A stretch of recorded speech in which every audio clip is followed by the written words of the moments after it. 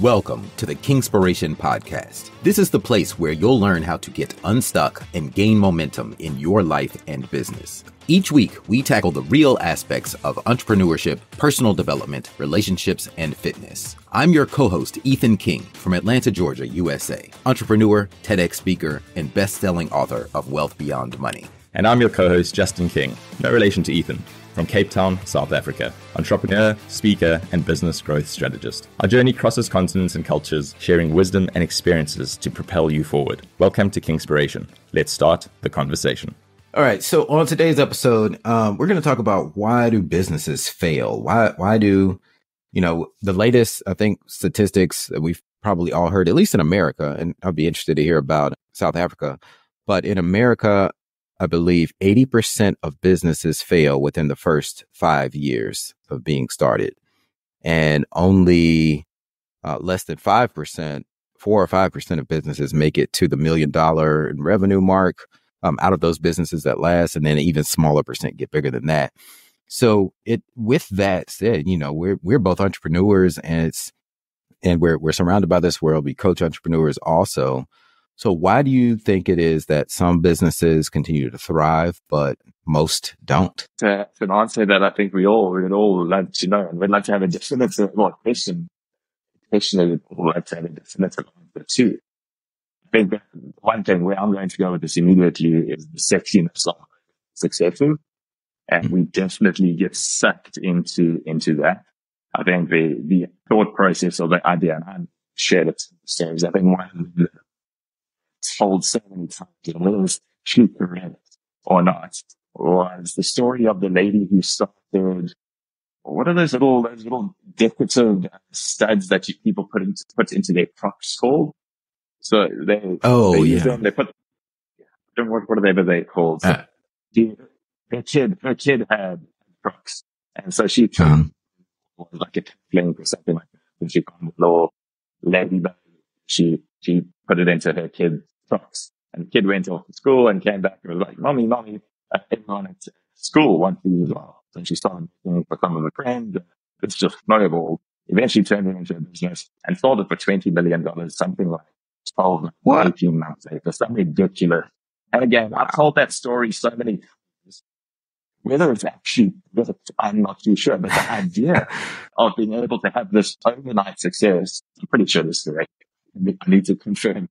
But the idea of having this overnight success is always there. And we live in a time where we can scale a business hugely, literally overnight, and grow something that can be sold for multiple hundreds of millions of rands, multiple hundreds of dollars within a short time frame.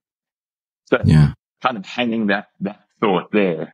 I think then the flip side is when you go into a lot of business with that mentality, thinking, I want this to be a success in 2 years time, 5 years time, or whatever it is, whatever your time frame is to success.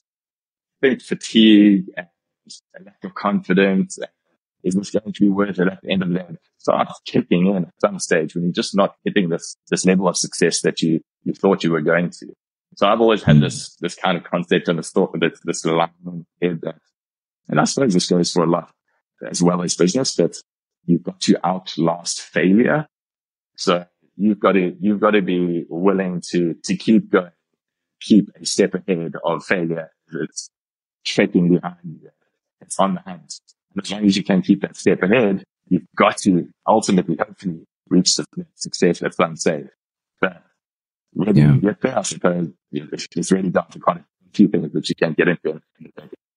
Well, I think part of the problem is we hear these stories of these overnight successes, and it creates this illusion that we all should be entitled to it.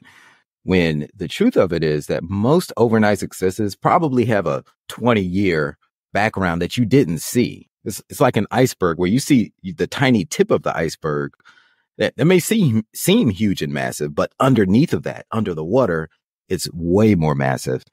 And I mean, you hear it all the time, that the 30-year overnight success is about what that person built up behind it. And I'm not familiar with the Crocs lady that you're talking about, but one thing that comes to mind is that story about Pablo Picasso and someone came and saw Pablo Picasso in a coffee shop or something, or in a bar, and asked him to sketch out something on a napkin. So he sketched out this image on a napkin, and he said that'll be $30,000. This person was like, but that took you 5 minutes to do. Why do I have to pay you for $30,000? He said, no, that took me 30 years to know how to produce that and to become Picasso, to build up that brand name as well. I mean, those weren't his exact words, but that's really what's in the background when it comes to a quote unquote overnight success. Yeah, I love that story. And I think also bringing it back to expectation versus reality is also such a key thing in building a business and being resilient. And maybe 3 words we'll get into is resilience, patience, and perseverance. But one of my favorite stories from hormones, I'm not so sure if we chatted this off.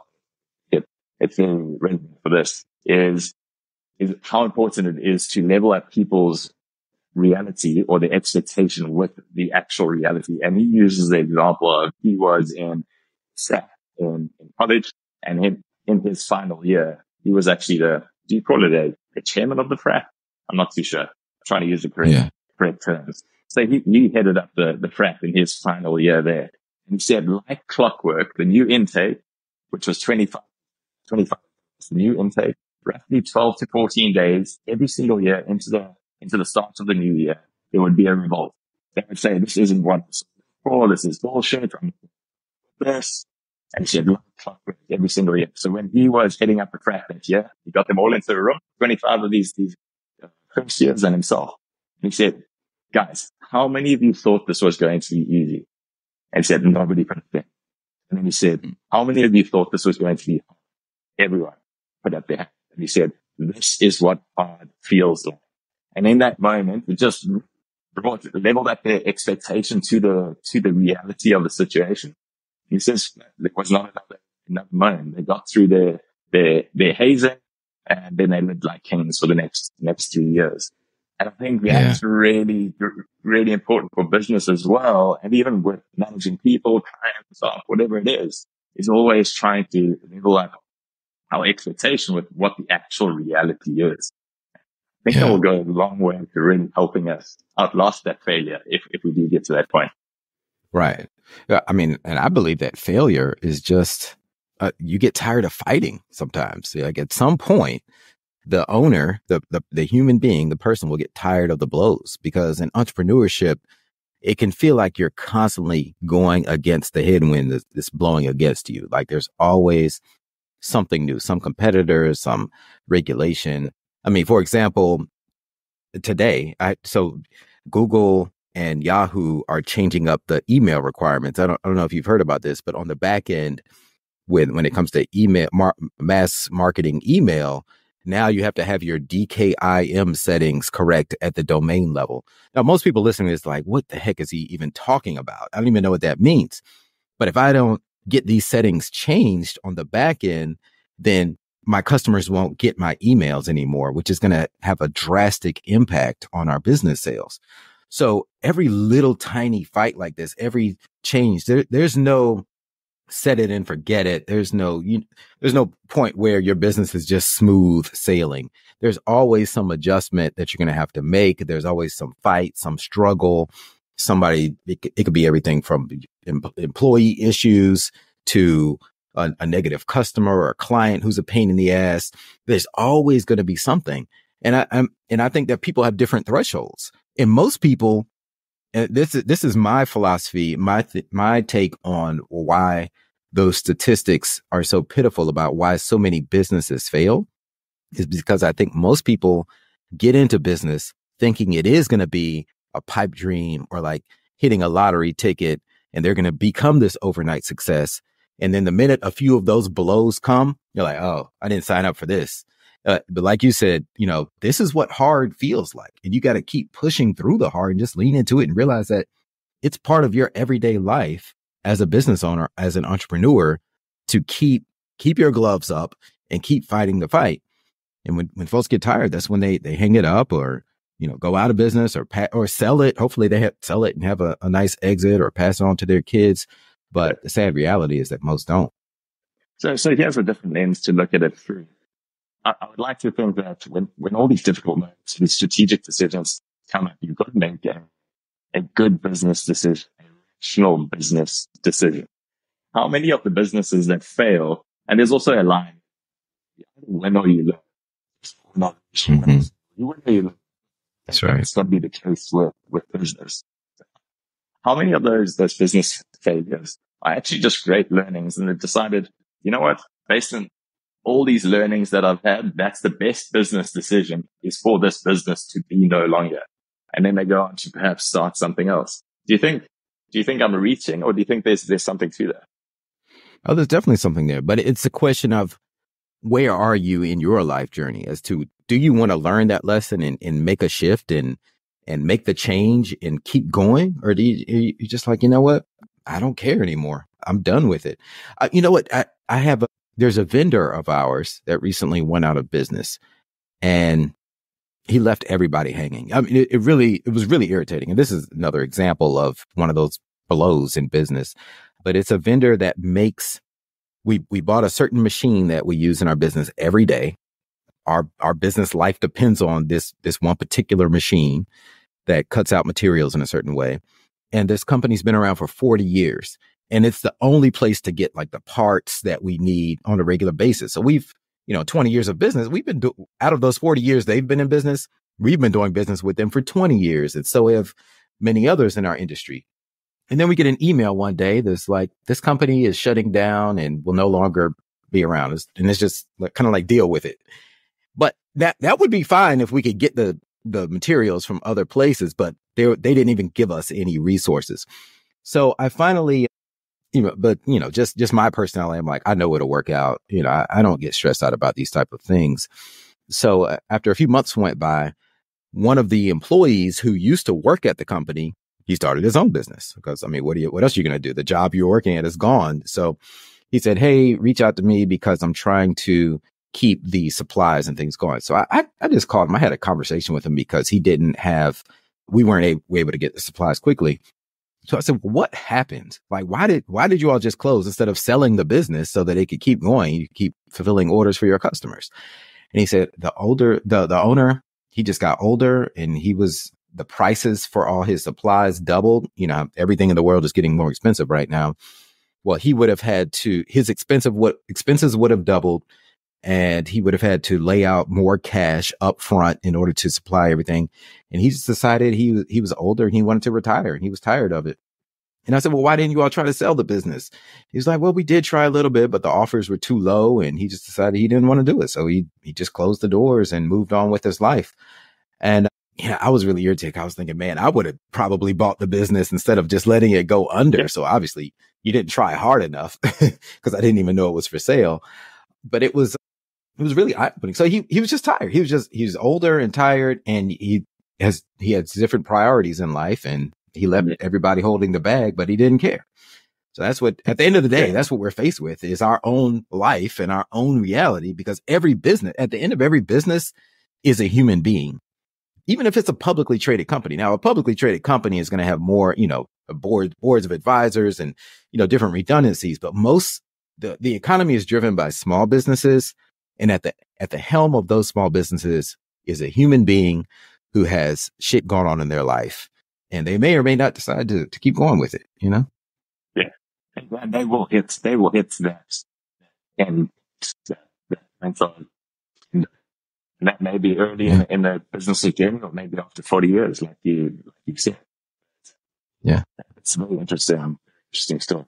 If they don't hit that end point at while they're alive, we're all going to exit our business one way or the other, right? Yeah, we're going to exit this earth. Yeah. Correct.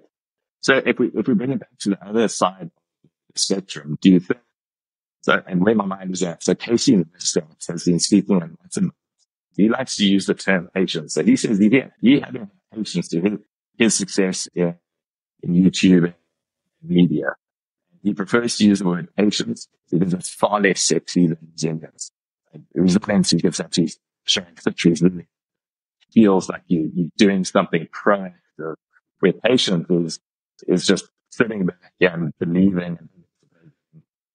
I mean, faith in religious sense, but having faith that this is going to work and you're waiting. Mm-hmm. What do you think on the difference of your understanding between resilience and patience would be?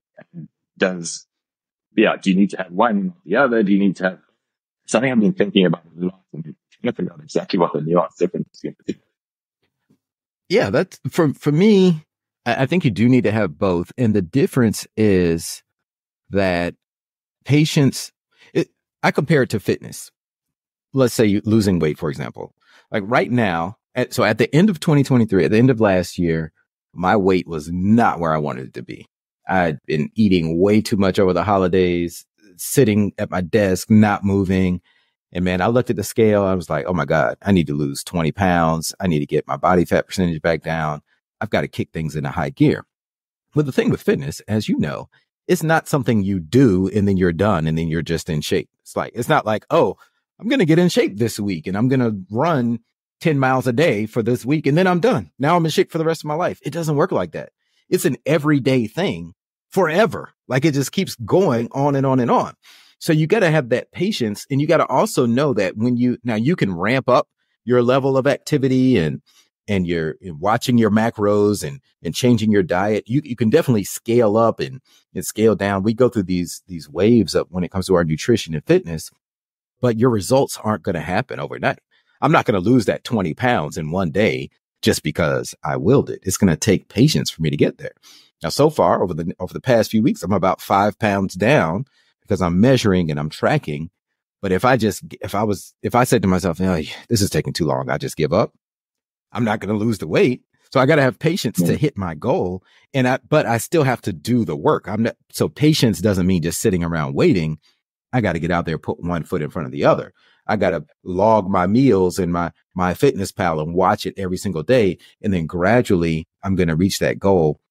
So that's where you have the patience mixed with the resilience to actually do the thing that you need to do. And I think the same applies in business. Yeah. So I definitely like that with what you're saying with patience. I was just sitting there. I think you still got to do. I think resilience is also, I suppose we could try and connect it to anti-fragility, but resilience is almost the practice of things are going to go wrong. Patience, you're doing the work. Things are not necessarily much going on. So in the example of fitness and losing weight, patience, you do, your starting weight is kilograms, 100 kgs. And if you're patient, you keep doing what you do. You have to get down to your goal weight of 80 and you slowly see it go in that direction. Resilience in that example might be you've got your goal weight, but it fluctuates. You start at 100 and for whatever reason, you go to 105 because you've started some weight training and you put on some muscle mass, which is heavier than fat. So your weight has actually gone up. You almost need to show resilience now because you've gone in the opposite direction of what you wanted to do. You need to bounce back stronger. Let it derail you and cause you just to throw in the towel at that point. So that for me is probably the difference between the resilience and the patience. And you absolutely need to bring that together and have both. Yeah. Or as simple as if you say, well, I'm going to get in cardio every single day. I'm going to go, and you have in your mind, well, I'm going to go run 5 miles a day. Well, what are you going to do when it's cold and rainy and icy outside? Are you going to give up? No, you gotta adjust. It's like, okay, either I'm going to wrap up and go out there anyway, or I'm going to get on the exercise bike, or I'm going to get on the rower machine, but I'm getting it done no matter what, because I committed to that. So that's the resilience part of it. I think the patience part comes with actually seeing results, because sometimes it can take a while. You brought up Casey Neistat. He's the YouTuber guy, right? So, it can take a while to see results before something goes viral and you're getting these big deals and you become a true influencer and a brand name. That typically doesn't happen overnight. Someone that Kylie Jenner, you familiar with Kylie Jenner? I think she's the youngest billionaire. Okay. So a lot of people say, oh, she's the youngest billionaire. She was an overnight success. No, she wasn't an overnight success. If it goes back to, well, first of all, her dad, he was the famous lawyer with OJ, right? Kardashian. And then you have her sister put out a sex tape, which generated a lot of buzz. But then the mom really was smart in how she leveraged that attention and really created the reality show and made them all household names and brand names. So then Kylie comes and does something with that, with our makeup line. And so, but it was because of all of the events that came before her that she really had nothing to do with. But there were some smart decisions made along the way. And a lot of people give the Kardashians a hard time. But honestly, I give them, especially the mother, give her lots of props and respect because of her business savvy and how she leveraged that attention into making them a family of billionaires. But I was just in the airport coming back from Orlando, and there are Kylie vending machines in both of the airports I was in. There, she has vending machines like in every terminal. So she not only was she smart enough to, these like huge vending machines where you can just buy makeup. It says like Kylie Skin. And not only was she smart enough to leverage that, but she could have done stores. But now by having the vending machine, she doesn't have to deal with staff or anything like that. It's just a cash cow. It's very impressive. And it's okay. You can say that you're a fan. That's why my skin looks so glowing. It's all thanks to Kylie. That's a great example though. And you brought up an interesting word in this outgoing conversation. So the leverage, this idea of leverage. I think it's such a fascinating concept. So we'll definitely discuss it. I think to wrap this up, I actually wrote a LinkedIn just a couple of years back. That was called Eff-it versus Eff-it. So it was Eff-it versus fuck-it. And I think that's basically that's the decision that you've got to make. Am I going to choose to put in more effort in this moment, or am I going to choose to just say, fuck it, and I'm out? So I can keep that top of my effort or as an effort or fuck it at this point. That's a wrap for today's episode of Kingspiration. We hope this conversation sparked insights to ignite action in your life and business. We're on this journey together, sharing our challenges and successes to help all of us take the next step towards building momentum and ultimately reaching our goals. If you found value in today's episode, please share it with someone else who might benefit and leave us a 5-star review. And remember to hit subscribe so you don't miss out on our weekly conversations. Until next time, keep rolling, keep growing, and keep being inspired.